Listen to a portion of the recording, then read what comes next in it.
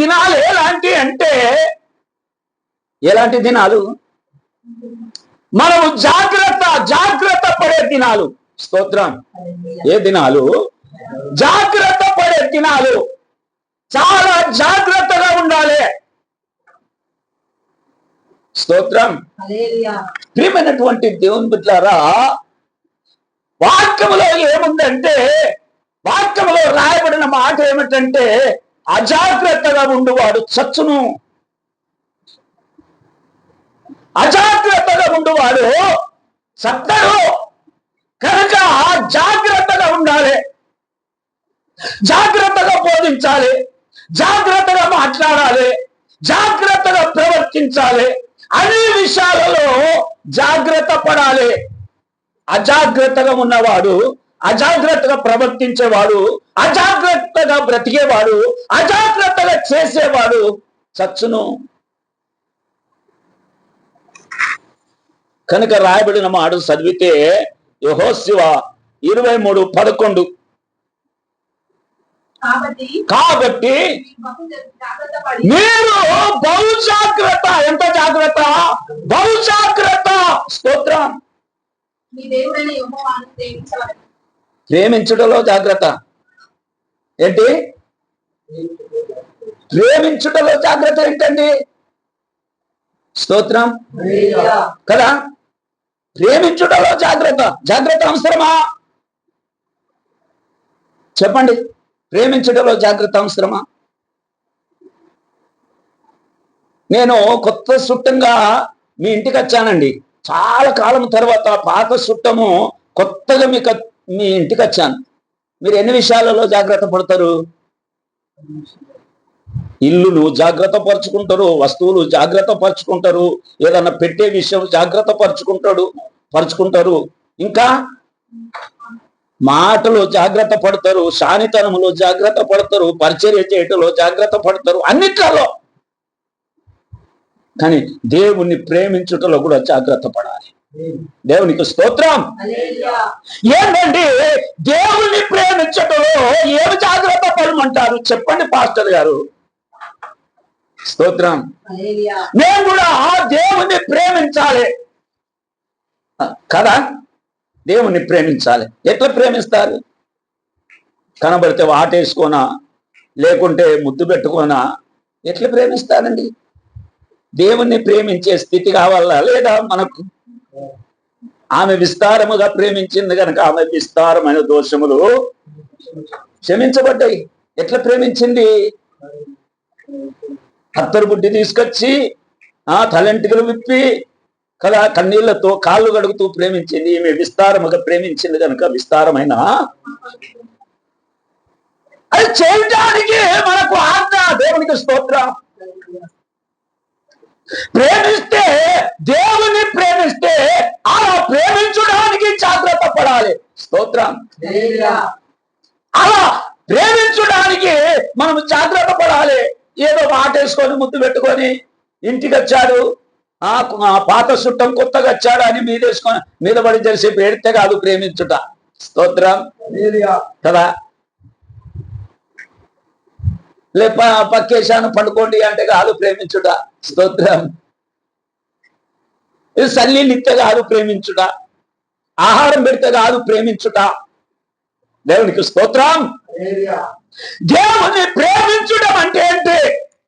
దేవుని ప్రేమించడం అంటే ఆజ్ఞలు గైకొనుటయే దేవుని ప్రేమించుట. దేవునికి స్తోత్రం. దేవుని ప్రేమించడం అంటే ఏంటి? ఆజ్ఞలు గైకొనుటయే దేవుని ప్రేమించుట. మరి ఆజ్ఞలు గైకోవాలంటే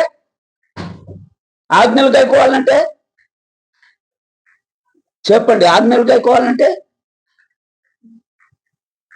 వాక్యం చదవాలనా లేదా? కనుక దేవుని ప్రేమించాలి. దేవుని ప్రేమించడానికి మనము జాగ్రత్త పడాలి. దేవునికి స్తోత్రం. దేవుని ప్రేమించడం అంటే ఏంటి? ఆజ్ఞలు గైకొనుటే దేవుణ్ణి ప్రేమించుట. దేవునికి స్తోత్రం. దేవునికి మహిమ కలుగును గాక. దేవునికి స్తోత్రం. కనుక ప్రియమైనటువంటి దేవుని బిడ్డలారా, మిమ్ములని ఎవరన్నా చేర్చుకుంటే వారు నన్ను చేర్చుకున్నారు. కనుక అంతా ఆదిత్యం ఇచ్చడానికి ఇష్టపడినటువంటి సీమోనే కాళ్ళకు నీళ్ళు ఇయ్యలేదట. కానీ ఈమె వెళ్ళింది మొదలుకొని ఏం చెప్తుందట? కన్నీళ్లతో కాళ్ళు కడుగుతుందట. దేవునికి స్తోత్రం.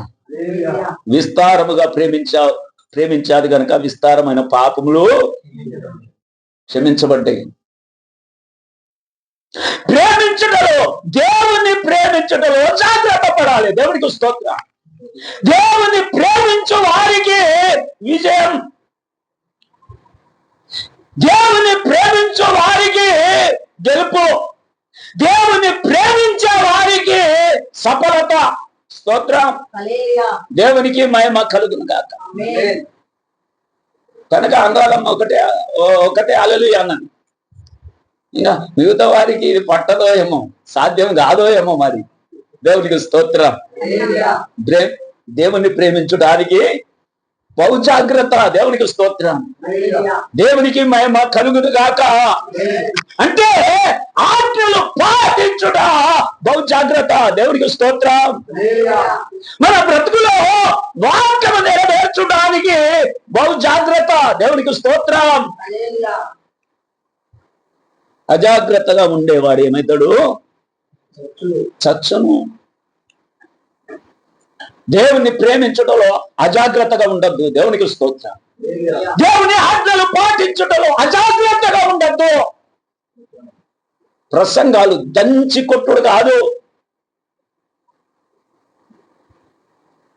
నేను చాలా విన్న విషయాలు ఏంటంటే,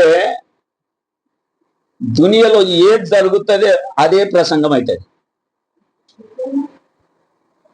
స్తోత్రం.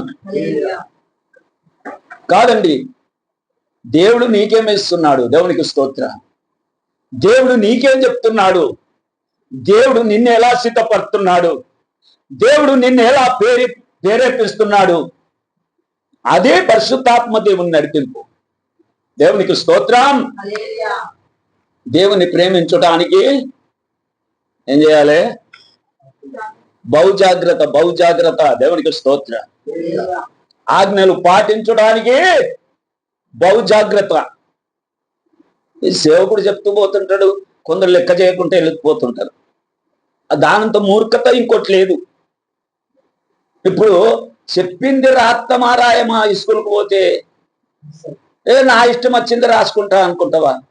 నా ఇష్టం వచ్చింది చేసుకుంటా అనుకుంటావా? కానీ టీచర్ ఏం చెప్తుండో అదే హోంవర్క్ చేయాలి, అదే చదవాలి, దాంట్లోనే జవాబు ఇయ్యాలి. దేవునికి స్తోత్రం. అదే నా చదువు క్రమం కాదా? నేనే చదవలే, నాకు చెప్తున్నాడు కనుక దేవుడు నేను చెప్తున్నా. నాకైతే ఏ క్రమం తెలియదు, కానీ పరిశుద్ధాత్మ క్రమం ఒక్కటి నాకు తెలుసు. దేవునికి స్తోత్రం. దేవునికి మహిమ కలుగును గాక. దేవునికి స్తోత్రం.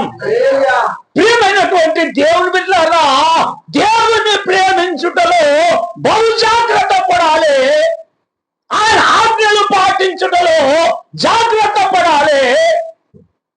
పౌలు పేతురుకు చెప్పినట్లుగా నువ్వు బోధించుటలో కూడా జాగ్రత్త. దేవునికి స్తోత్రం. ఇక రాయబడి ఉందండి, చదవండి. 1 తిమోతి 4:16. 1 తిమోతి 4:16.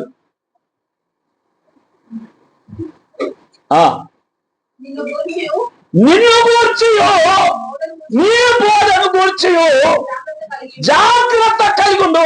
స్తోత్రం. నిన్ను గురించి, నీ బోధను గూర్చి జాగ్రత్త పడు. అసలు గలతీ సంఘస్థులు ఎట్లున్నారండి? ఎట్లున్నారు?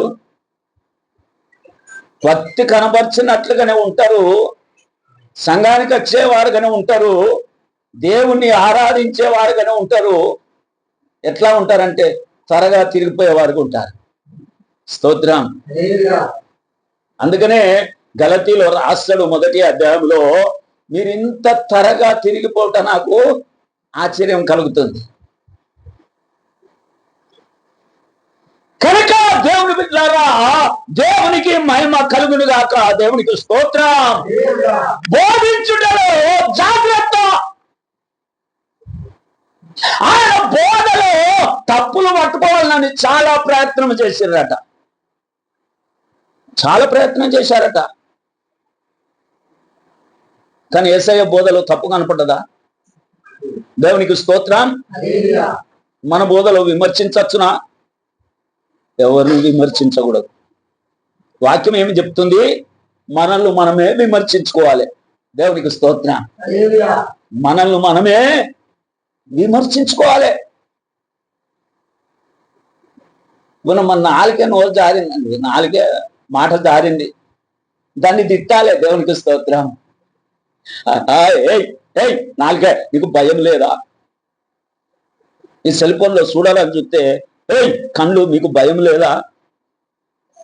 నాలో ఉండే నా మీద అధికారం చెప్తారా? కళ్ళారా, మిమ్మల్ని పీకి బయట పెడతా. స్తోత్రం. హల్లెలూయా. అసలు నేను లేకుంటే నువ్వు ఎక్కడున్నావే నాలుగే, నిన్ను కోసి బయట పెడతా. స్తోత్రం. బాగా అదిరిపడుతున్నావు అని మనల్ని మనమే ఏం చేసుకోవాలి? స్తోత్రం.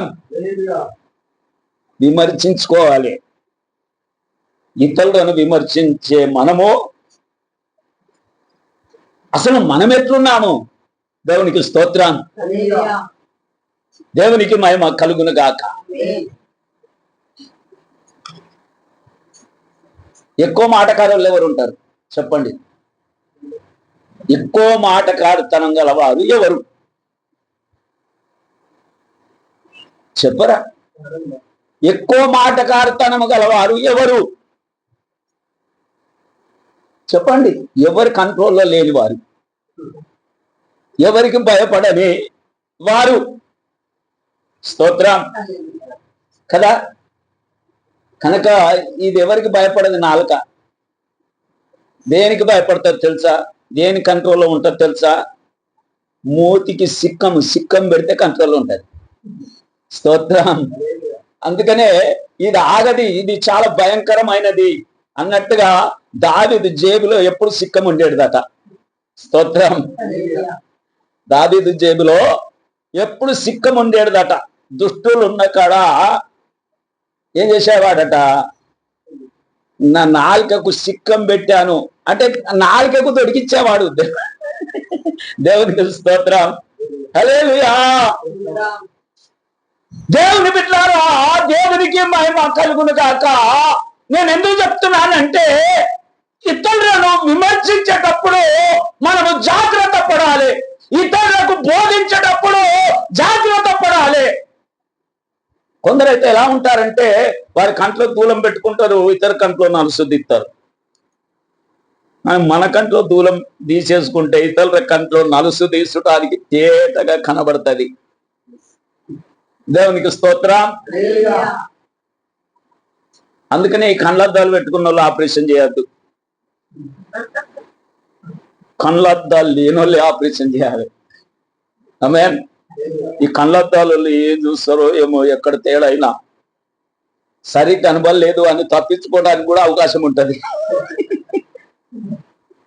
నా పాయింట్ తగ్గిందో లేకుంటే పాయింట్ పెరిగిందో అని తప్పించుకునే అవకాశం కూడా. అందుకనే కళ్ళద్దాలు ఆపరేషన్ చేయరు. కళ్ళద్దాలు రాని వాళ్ళు, తేటగా కనబడేవారు మాత్రమే ఆపరేషన్ చేయాలి. అలాంటి వారే బోధించాలి. దేవునికి స్తోత్రం. అలాంటి వారే ప్రకటించాలి. గలతీ సంఘములో చాలా తొందరపాటు గల వారు ఉన్నారు. గలతీ సంఘములో తిరిగిపోయేవారు ఉన్నారు. గలతీ సంఘములో ఇటు అటు పరిగెత్తేవారు ఉన్నారు. కనుక గలతీ సంఘములో తప్పులు కూడా పట్టుకునేవారు ఉన్నారు. గలతీ సంఘములో నిలదీసేవారు కూడా ఉన్నారు. అందుకనే పౌలు ముందుగా చెప్తున్నాడు తీమోతికి, నిన్ను గురించి, నీ బోధన గురించి జాగ్రత్త పడు. స్తోత్రం. లోకంలో ఉన్నామండి, జాగ్రత్త అవసరం లేదా మనకు? దేవునికి స్తోత్రం. దేవుని ప్రేమిస్తే, దేవుని చిత్తము చేయాలనుకుంటే, దేవుని చిత్తములో కొనసాగాలనుకుంటే, దేవుని మెప్పు పొందాలనుకుంటే, దేవుని ఆశీర్వాదం పొందాలనుకుంటే మనకు జాగ్రత్త అవసరం లేదా? విచ్చలవిడిగా వండుకోగలుగుతామా? విచ్చలవిడిగా తినగలుగుతామా? విచ్చలవిడిగా తాగగలుగుతామా? విచ్చలవిడిగా నడవగలుగుతామా? అన్నిట్లో జాగ్రత్త పడితేనే కదా మన బ్రతుకు కొనసాగేది. స్తోత్రం. అందుకనే తప్పడి నడిచే వాళ్ళని అరే అరే అరే ఉరుకకురా పడతావు అని అంటారా అన్నారా? అది నేను చెప్తున్నాను. దేవునికి స్తోత్రం. అదే వాక్యం చెప్తుంది, అదే దేవుడు చెప్తున్నాడు. ఆమేన్. దేవునికి మహిమ కలుగును గాక. కానీ కొందరు ఏమనుకుంటారు, నాకు ఉరుకుతా పడతావు. స్తోత్రం. ఇప్పుడు పడ్డ తర్వాత ఈ అని ఎడితే మళ్ళీ ఎత్తుకోవాలి. ఎందుకు ఉరికినవురా? ఉరకద్దు అని చెప్పినా కదా. ఈ క్రైస్తవులు ఉరుకుడు ఎక్కువనండి. స్తోత్రం. కానీ తప్పటి అడుగులు వచ్చినాయంటే ఇక ఉరుకుడే. తప్పటి అడుగులు వచ్చినాయంటే ఉరుకుడే పెడతారు. ఒకడు పెళ్లి భార్య నిడిచిపెట్టి ఇంకో ఆమెను తీసుకొని వచ్చాడు కదా. ఇక్కడ ప్రవక్త అని పేరేసుకుంటాడు. వీడియోలు చెప్తూ ప్రవక్త అని పేరేసుకుంటాడు. ప్రవక్తకి ఇద్దరు భార్యలు ఉంటారా? ప్రవక్త అంటే ఎవరు? ఒక్క భార్య కలిగిన వాడు, పవిత్రమైన జీవితం జీవిస్తున్నవాడు, ప్రార్థన చేస్తే అగ్ని దిగచ్చేవాడు ప్రవక్త. దేవునికి స్తోత్రం కదా. దేవునికి లోబడిన అబ్రహాం లాంటి వాడు ప్రవక్త. దేవుడు చెప్పాడు, అతని దగ్గరికి వెళ్ళి ప్రార్థన చేయించుకో, అతడు ప్రవక్త. ఆమేన్. దేవునికి స్తోత్రం. ప్రియమైనటువంటి దేవుని బిడ్డలారా, ఇదంతా ఎందుకు చెప్పుకొస్తున్నానంటే మన గురించి, మన బోధన గురించి కూడా మనం జాగ్రత్త పడాలి. దేవునికి స్తోత్రం. మన ప్రవర్తనను గురించి జాగ్రత్త పడాలి. మనల్ని మనమే విమర్శించుకోవాలి. స్తోత్రం. కన్లారా, కొంచెం జాగ్రత్తగా ఉండండి. ఏంటి నాలో ఉండే నా మీద అధికారం చెప్తారా? అసలు నా బాడీ ఒప్పుకోంది మీరు చెప్తారా అని వేటిని విమర్శించాలి? కళ్ళను, నాలుకని. ఇంకేం చెప్పాడు తెలుసా? నీ చెయ్యి గిట్ట నిన్ను అభ్యంతరపడితే దాన్ని నరికేయి. స్తోత్రం. ఏం చేయాలి? ఇప్పుడు నీ బాడీలో ఉండే నువ్వు కోరుకొని, నీ కడుపు, నీ మనసు కోరుకొని పని చేస్తుందంటే దాన్ని ఏం చేయాలి? నరికేయాలి. స్తోత్రం. స్పష్టంగా దేవుని వాక్యం చెప్తుందండి. స్తోత్రం. దేవునికి మహిమ కలుగును గాక. అంటే ఇవి జాగ్రత్త పడే దినాలు. స్తోత్రం. ఇవే దినాలు జాగ్రత్త పడే దినాలు. ఏ విషయంలో జాగ్రత్త పడాలి? దేవుణ్ణి ప్రేమించుటలో, అనగా ఆయన ఆజ్ఞలు పాటించుటలో, ఆజ్ఞలు నెరవేర్చుటలో జాగ్రత్త. బహు జాగ్రత్త. ఎంత జాగ్రత్త? బహు జాగ్రత్త. స్తోత్రం. మనం బోధించుటలో, ప్రకటించుటలో ఎంత జాగ్రత్త? బహు జాగ్రత్త. అందుకే ఈ బోధకులు, ప్రకటించేవారు, బోధించేవారు పౌలు గలతీ సంఘంలో ఉన్న తిమోతికి చెప్పుతున్నట్లుగా బోధించుటలో జాగ్రత్త. దేవునికి స్తోత్రం. నీ మాట అందరికీ రుచికరముగా ఉండాలి, కృపా సహితముగా ఉండాలి. ఎవరికి? బయట వారికి. ఆమేన్. దేవునికి స్తోత్రం. మనకు కొంచెం నొప్పిగానే ఉంటది, ఉండాలి కూడా. దేవుని బిడ్డలారా, వాక్యం అనేది మనల్ని బాగు చేసేది. దేవునికి స్తోత్రం. వాక్యం అనేది, బోధ అనేది మనలో మార్పు తీసుకొచ్చేది. అందుకనే కొంచెం ఓర్చుకోవాలి, కొంచెం సహించాలి. దేవునికి స్తోత్రం. ఆమేన్. దేవునికి మహిమ కలుగును గాక. ఈ గద్దింపు నాకే, ఈ మాట నాకే, నా రోగం పోవటానికే ఈ గద్దింపు మాట. దేవునికి స్తోత్రం. నా వంకరతనం పోవటానికే ఈ గద్దింపు మాట అని అనుకోవాలి కదా. కనుక ఇది చాలా జాగ్రత్తతో బోధిస్తున్నటువంటి బోధ. ఏది ఆశించకుండా బోధిస్తున్నా బోధ. దేవునికి స్తోత్రం, దేవునికి మహిమ కలుగును గాక. మొదటిది ఏ విషయంలో జాగ్రత్త పడాలి? దేవుని ప్రేమించే విషయంలో, అనగా ఆయన ఆజ్ఞలు గైకునే విషయంలో చాలా బహు జాగ్రత్త. దేవునికి స్తోత్రం. ఇంకోటి బోధించే విషయంలో బహు జాగ్రత్త. జాగ్రత్త మాట్లాడే విషయంలో జాగ్రత్త. ఆమేన్. పాటించే విషయంలో జాగ్రత్త. వాళ్ళ మీద ఏం బదనం మోపబడ్డది? మీరు చెప్పుతారే గాని చెయ్యరు కదా. పరిసయ్యులు చెప్పుతారే గాని మొయ్యలేని బరువులు కట్టి వారి భుజముల మీద పెడతారట, కానీ వారి మీద పెట్టినటువంటి ఆ బరువులు ఏలుతో కూడా కదిలియరట. స్తోత్రం. కనుక ప్రియమైనటువంటి దేవుని బిడ్డలారా, విమర్శ అనేది సాతాను సంబంధమైనది. కనుక మనల్ని మనమే విమర్శించుకోవాలి. స్తోత్రం. దేవునికి మహిమ కలుగును గాక. దేవునికి స్తోత్రం. జాగ్రత్త పడదాము. ఏ విషయంలో జాగ్రత్త పడదాం? మొదట దేవుణ్ణి ప్రేమించే విషయంలో జాగ్రత్త పడాలి. ఆజ్ఞలు పాటించే విషయంలో జాగ్రత్త పడాలి. ఎవరు ఆజ్ఞలు పాటిస్తారండి? ఎవరు పాటిస్తారు? అనుదినము బైబిల్ చదివేవారు మాత్రమే పాటిస్తారు. దేవునికి స్తోత్రం. దేవునికి మహిమ కలుగును గాక. ఒక నిబంధన చేసుకున్నాను. ఏంటి ఆ నిబంధన తెలుసా? ఉదయము బైబిల్ చదవాలి, సాయంత్రము మధ్యాహ్నం బైబిల్ చదవాలి, సాయంత్రము బైబిల్ చదవాలి. ఒక నిబంధన చేసుకున్నాను. నిబంధనలో కొనసాగుతున్నాను. అది పరిశుద్ధాత్మ దేవుని కార్యం. దేవునికి స్తోత్రం. పరిశుద్ధాత్మ దేవుడు నాకు సహాయం చేశాడు, నాకు మేలుకొలుపునిచ్చాడు. దేవునికి మహిమ కలుగును గాక. కనుక దేవుని బిడ్డారా, దేవునికి మహిమ కలుగును గాక. ఇక్కడ రాయబడ్డ మాట చదివితే, మార్కు 13:33లో రాయబడ్డ మాట చదివితే ఈ విధంగా ఉంది.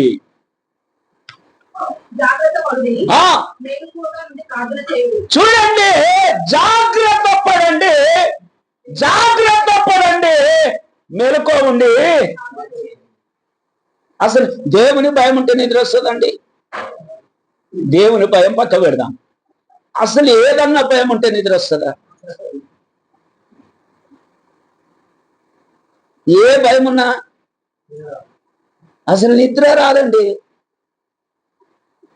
యేసు ప్రభు వీళ్ళందరికీ చెప్పాడు, వస్తుంది, దగ్గరకు వచ్చింది, ఇట్లా జరగబోతుంది, ఇట్లా.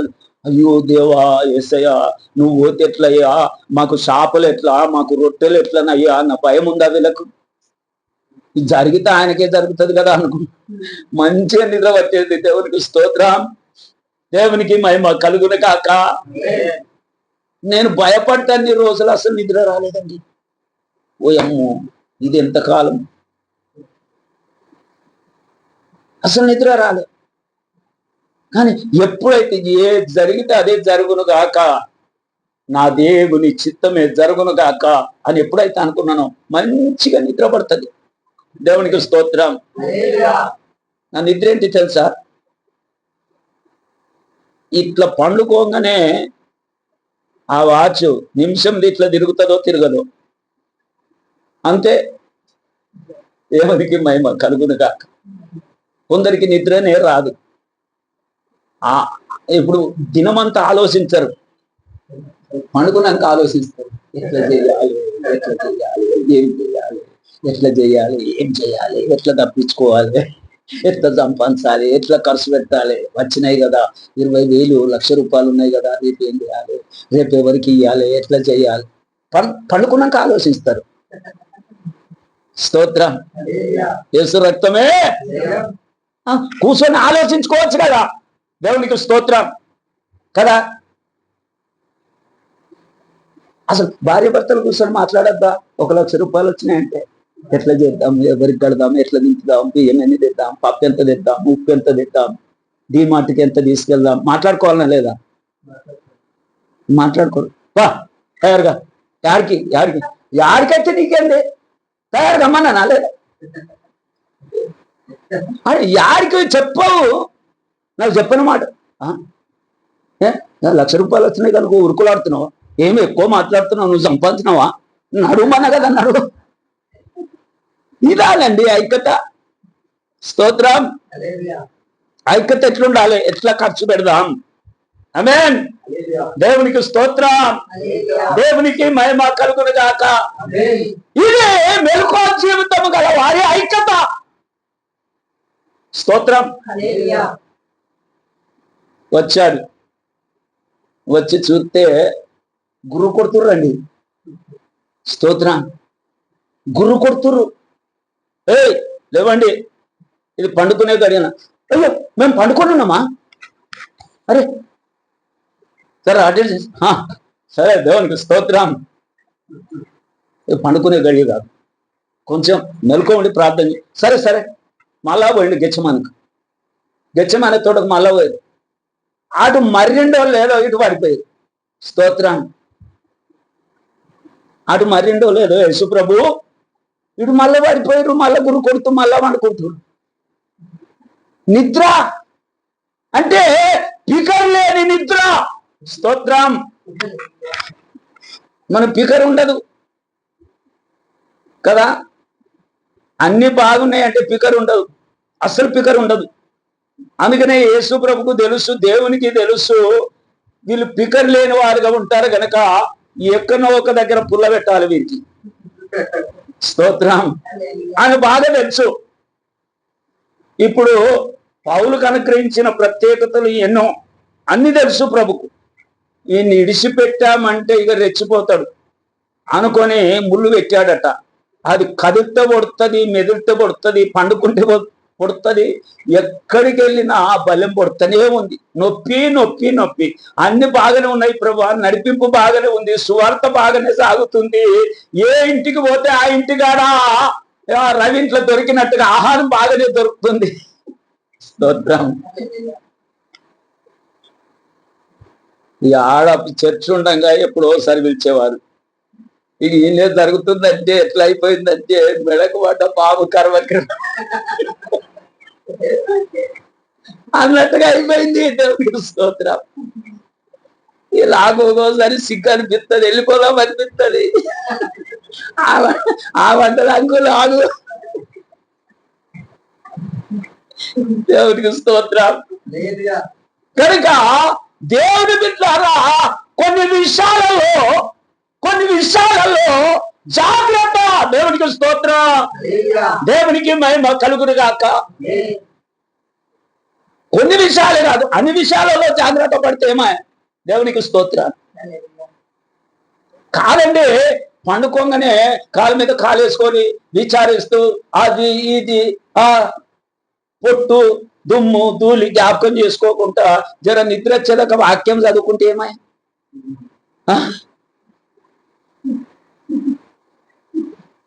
కాదు, లేస్తారు, లేచి ఏం చేస్తారు తెలుసా, అన్న తర్వాత ఆ పక్కలోనే కూర్చుండిపోతారు. జరిసేపు ఒళ్ళు సుదురాంచది.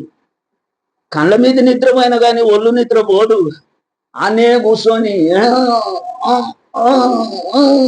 దాన్ని అటు ఇటు ఇరిసి చేసే బదులు లేవగానే వాక్యం చదువుకుంటే తలకగైతే మనసు. దేవునికి స్తోత్రం. కనుక దేవుని బిడ్డారా మీ మేలు కొరకు. ఇప్పుడు మీరు అనుకోవచ్చు, అయ్యా చదువు వచ్చిన వాళ్ళు చదువుకుంటారు కానీ మాకు చదువు రాదు కదా. కదా, శిల్పం ఉందా, అందులో వాక్యం పెట్టుకుంటే అది ఆన్ చేసినప్పుడు అలా ఆదికాండం నుండి ప్రకటన వరకు చదువుతుంది. రోజు 4 అధ్యాయాలు వినొచ్చు కదా. ఈ చదువు వచ్చిన వాళ్ళ కంటే చదువు రానోళ్ళు వాళ్ళకు 1000 కోటి దండాలు. ఇప్పుడు చదువు వచ్చిన వాళ్ళు బైబిల్ పట్టుకోవాలి.